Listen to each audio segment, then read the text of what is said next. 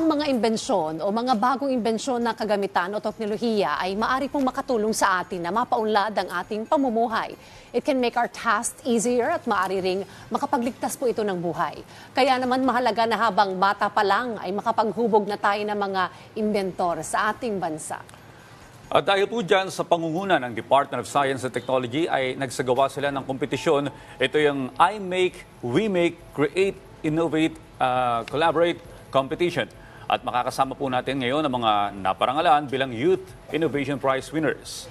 Yan po ay sina Sigmund Francis Manalo mula sa Cavite Science Integrated School, Joanna Daniela Fajardo mula naman sa PSHS Calabarzon Campus, at si Rainier Francis Espinola mula naman sa Vincent's Pilot High School, at kasama rin nila ang project leader po ng 6th I Make, We Make competition na si Sir Gaius Carl Noble. Magandang umaga po sa inyo and welcome sa Rise and Shine Pilipinas. Morning.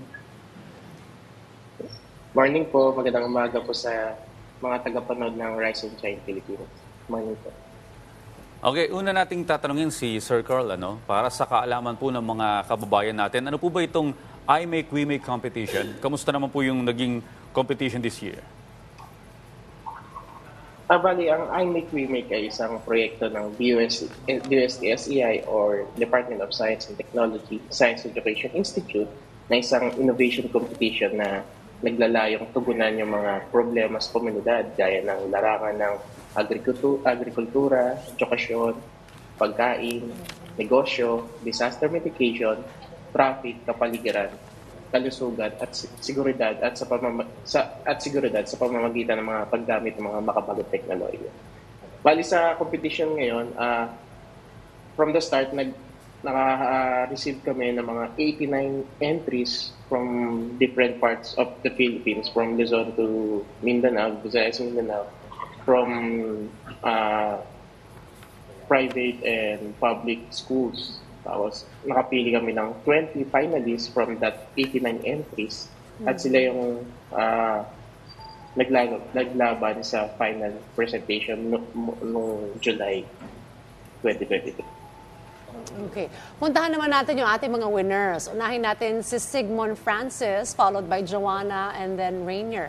Anong pakiramdam na kayo ang nanalo o napili sa Youth Innovation Prize? Gaya nga ng nasabi, marami kayo naglaban-laban dito. Francis.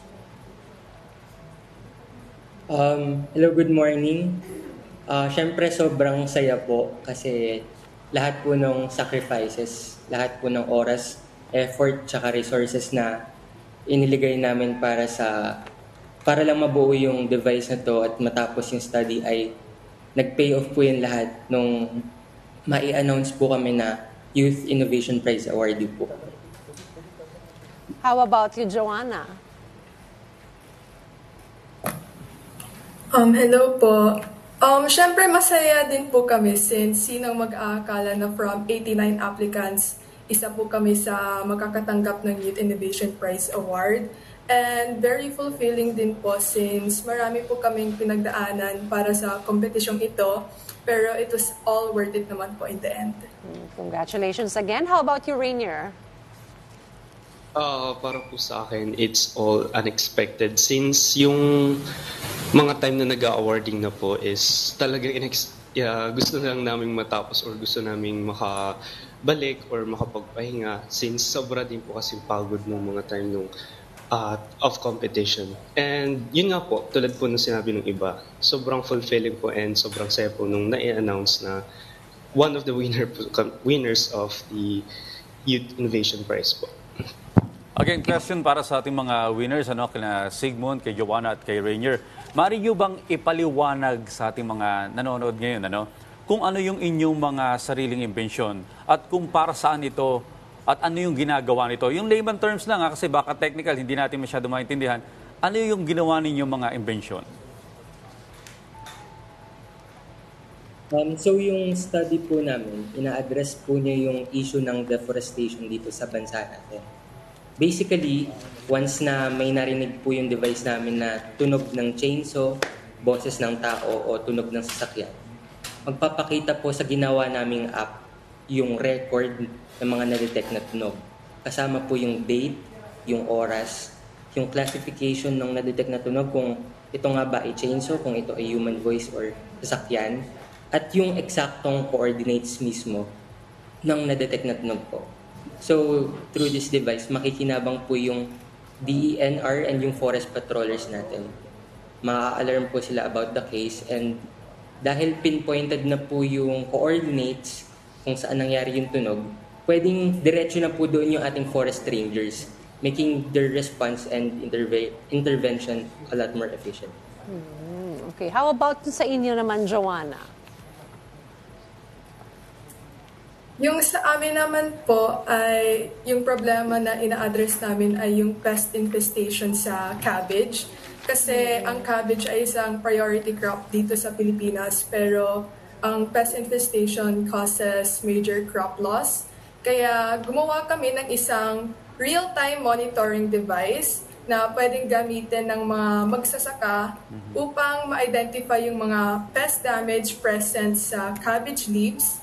And once may ma-detect itong leaf damage, ipinapaalam ito sa mga farmers through their mobile phones para maagapan nila yung pest infestation. Galing, ano? Yung kay Rainer naman, yung invention mo, ano ba ito? Sa amin is device po siya na remote control kung saan kumukolekta po siya ng mga microplastic po sa ating freshwater environment tulad ng ilog, sapa o mga lakes po. So bali po, parang may pinapadaan po kaming electricity dun sa aming device. Yun po yung parang nagpapadikit dun sa mga microplastics upang makolekta niya po ito dun sa contaminated water.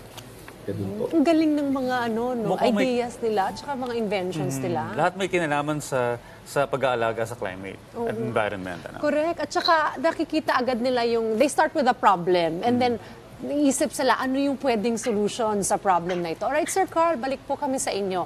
May iba pa bang programa o another competition kagaya nitong I Make, We Make ang inihahanda po ng DOST ngayon?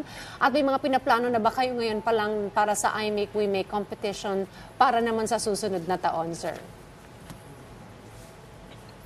Unang-una po dito yung aming scholarship program sa DOST-SCI na merong undergraduate level o college level at meron din kami ng mga para sa graduate level. Mandato kasi ng DOST-SCI na palaguin, paramihin at linangin yung SMT Human Resource Capital ng Pilipinas. Kasi ito yung direktang tugon ng ating bansa sa mga kakulangan natin sa eksperto sa science. Tapos meron din kaming mga competition gaya ng Tagisan Robotics, Gears and Gears para sa mga kababaihan natin sa high school. At meron din tayong Indiscientia Filmmaking Competition. Bukas naman ito para sa mga 13 years old and above. Ayan, balita naman namin. Sa I Make, We Make, po, mag-start na po kami ngayong September for the 7th cycle ng I Make, We Make. Mag-start po kami mag-post ng aming announcement sa social media and sa Facebook page, official Facebook page ng I Make, We Make at ng DOST-SCI. At ito ay hanggang December ngayong taon din po. Matatapos ang proposal. Okay, para naman Dayan, ma-inspire yung mga gustong sumali at maki-join dyan sa may competition na yan. Balita namin, sa mga winners, may mga natanggap din kayong cash prize. Anong plano ninyo doon sa may prize na natanggap ninyo? Plano ba ninyong gamitin ito para ma-improve pa yung mga nauna ninyong mga inventions? Tsaka magkano ba yung cash prize na napalanunan ninyo? Francis? Each team received 200K Wow! prize po. 200,000 Tapos, ang bongga. as for yung future plans po namin with the prize, part of it po ay mapupunta sa pagpapa-improve ng device. I-improve po namin yung design and to make it more robust and functional. And siguro para matulungan po kami sa patenting process. And yung matitira po, paghahatian na po namin 4 sa team namin. Oo. Joanna, anong balak niyo sa cash prize? Sa amin naman po ay part of it ay ginamit namin pambawi sa mga nagastos namin to make our device. Then the rest po ay pinaghati-hatian na po namin. And sa plans po sa pag-improve ng device, kung magkaka-chance naman po kami in the future, why not, 'di ba? Pero busy po kasi kami right now sa college, so we didn't look that far into it pa po. Oo. Kay Rainier naman, ano yung plano mo sa napanalo mong cash prize? Halos same lang po kami kay Joanna na binalik po namin yung mga ginastos namin dun sa device namin. And kung may future plans naman din po kami for improving the device, meron po sa aming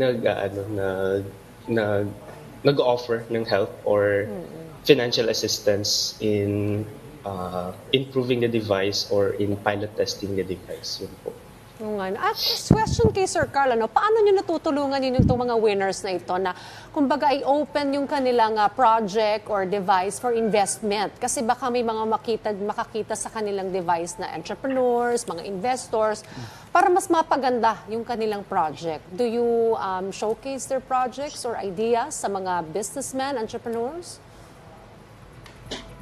Actually, Miss Diane, ang ginagawa naman namin sa iMake Remake is part ng competition is yung collaboration. So, from the start pa lang, after the technical training nila, during the build period, kasama dito yung pakikipag-collaborate nila sa different entity, pwede ng LGU, experts, mga ganon. Then, after the build period, nandito tayo sa community activity na final presentation and awarding ceremony kung saan ini-exhibit natin yung mga projects nila. So, doon makikita yung mga working prototype nila. So, tas for the naman, kasama namin dito yung mga partners namin na nakikita yung mga project nila. Unang-una sa tatlong partners ng iMake is yung Honda Cars Philippines, CNE Publishing Incorporated, at yung Gokong Way Brothers Foundation. So nakikita din nila yung mga projects ng mga bata. Ayun. Parang doon sa yung palabas sa Amerika, yung Shark Tank, na may mga investors na tinitignan yung mga bagong imbensyon, kung ito ba'y pwede rin sa commercial market, profitable. Oo, diba? Tsaka kung kita mo naman yung benepisyo ng kanilang mga project, mapapakinabangan talaga. So dapat kumbaga ma-mass production natin yung kanilang mga idea, yung kanilang mga device or kanilang invention. Yung mga invention nila, maganda yan, i-promote din sa mga LGUs mo, yun ang makikinabang dyan. Anyway, maraming salamat po sa pagbibigay sa amin ng inspirasyon, lalo na sa mga kabataan ngayong umaga. Sigmund, Joanna, Rainier, at syempre, salamat din kay Sir Carl. Again, congratulations sa inyo at sana mas marami pang invention na magawa sila na mapapakinabangan ng Pilipinas. Definitely. Maraming salamat sa inyo.